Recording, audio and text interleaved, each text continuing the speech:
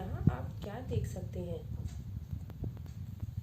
ये देखिए, ये कैसा आकार है, ये कैसी शेप है, और ये तो डाइस भी है।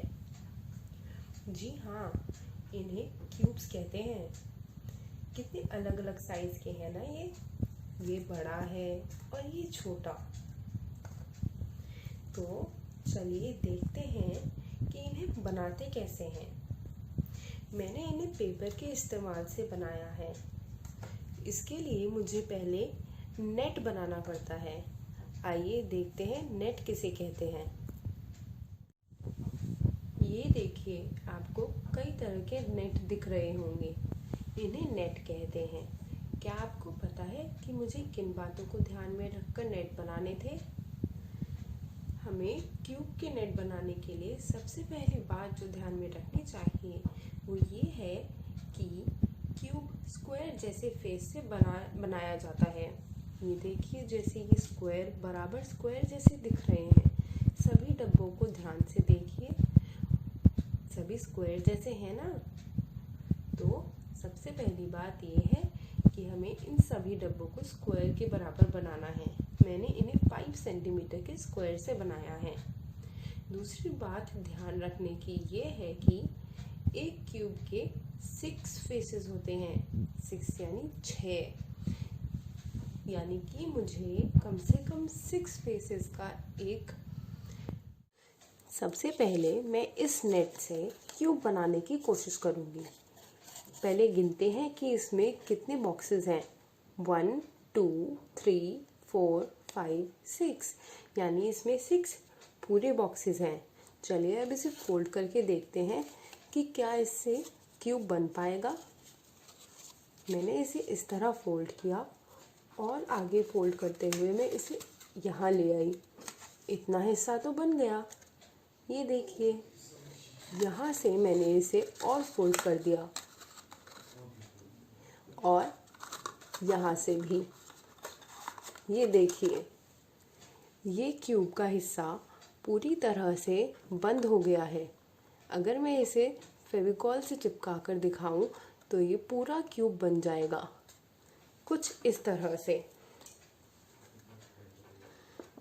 सभी क्यूब्स इसी तरह से बनकर आपके सामने आ जाने चाहिए। इसी तरह देखते हैं कि क्या इस वाले नेट से भी क्यूब बन सकता है। मैं इसे फोल्ड कर रही हूँ, कुछ इस तरह से मैं इसको फोल्ड कर रही हूँ। यहाँ से ये और फोल्ड हो गया। अगर मैं इसको इतना फोल्ड कर देती हूँ तो ये देखिए, हम इससे क्यूब पूरा नहीं बना पा रहे हैं। अगर मैं चाहूँ तो इसको और फोल्ड करके यहाँ से इस तरह लेकर आ सकती हूँ, तो ये वाले दोनों हिस्से ओवरलैप कर रहे हैं, लेकिन फिर भी ये क्यूब पूरी तरह नहीं बन पा रहा है। इसका मतलब कि इससे क्यूब नहीं बन पाएगा। ऐसा क्यों है? क्योंकि ये देखिए 1 2 3 4 5, इसके सिर्फ 5 स्क्वायर फेसेस हैं, जबकि हमें एक क्यूब में 6 स्क्वायर फेसेस की ज़रूरत होती है। अब देखते हैं कि इस वाले से क्यूब बन पाएगा या नहीं। मैं इसे भी फोल्ड करके दिखाती हूँ। कुछ इस तरह मैंने इसको पकड़ा और ऐसे मैं फोल्ड करते हुए आ गई।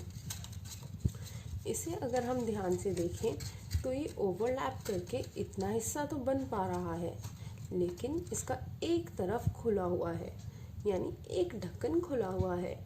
तो इससे हमारा एक ओपन क्यूब बना है।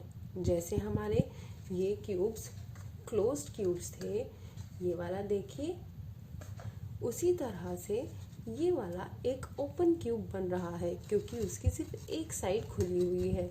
जैसे हमारे कई सारे बक्से होते हैं उसी तरह। लेकिन इसमें क्या खासियत है, ये देखिए, इसमें कितने स्क्वायर्स बने हुए हैं। 1 2 3 4 5 6, इसमें भी 6 फेसेस हैं, लेकिन इससे हमारा क्यूब पूरी तरह नहीं बन पा रहा है। इसी तरह हम अलग अलग नेट्स का इस्तेमाल करके ये जान सकते हैं कि किससे हमारे क्यूब्स बन सकते हैं और किससे नहीं बन सकते हैं। ध्यान रखने वाली बात ये है कि क्यूब बनाने के लिए हमें कम से कम 6 फेसेस की ज़रूरत होती है और वो कैसे होने चाहिए, स्क्वायर फेसेस। और ये ज़रूरी भी नहीं कि हर 6 फेस वाले नेट से हमारे क्यूब पूरे हो सकें। तो आप खुद कोशिश कीजिए कि अलग अलग नेट से क्यूब्स बन सकते हैं या नहीं।